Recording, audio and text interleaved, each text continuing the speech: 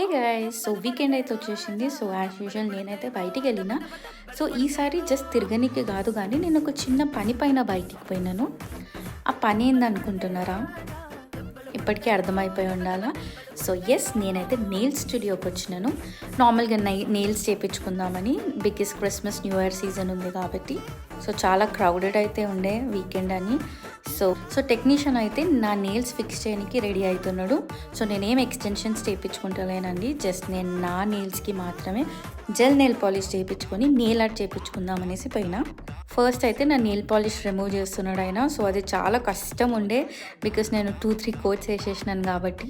అది రిమూవ్ అయిపోయిన తర్వాత బేస్ కోట్ అయితే వేసేసినాడు. ఎంత షైనీ ఉంది చూసినారా. తర్వాత యూవీ రేస్ కింద అయితే ఇట్లా ఫింగర్స్ పెట్టిస్తారు. నెయిల్ పాలిష్ ఇట్లా పెట్టిన తర్వాత నెయిల్ ఆర్ట్ కూడా చేయించుకున్నా. And this is my final look. చాలా బ్యూటిఫుల్గా టర్న్ అప్ అయింది.